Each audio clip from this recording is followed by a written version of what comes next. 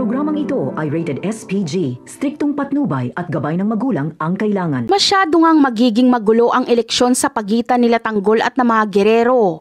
Dahil sa kanilang pagkukros ng landas ay nagpang-abot nga itong si Miguelito at Tanggol. Bugbog ang inabot ni Miguelito kay Tanggol at wala itong kalaban-laban. Ang tanging paraan na lang ng mga Guerrero ay ipakulong si Tanggol at doon ito tapusin. Ngunit dahil sa galing ni Tanggol makipaglaban ay nakayanan niyang makapanlaban sa mga kapwa preso. Mabuti na lang ay agad na dumating sa presinto sila Don Julio at ang abogado nito para piyansahan si Tanggol at makalabas na agad ito sa kulungan.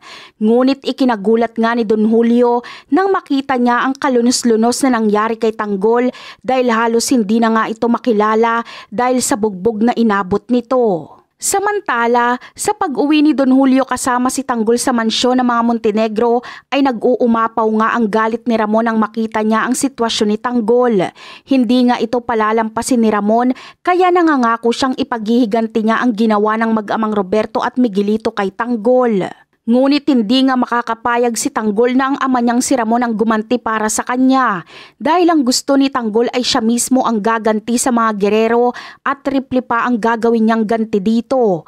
Ipaparanas ni Tanggol ng triple kung anong sakit ang naranasan niya sa loob ng bilangguan at yan ang aabangan natin. Bye!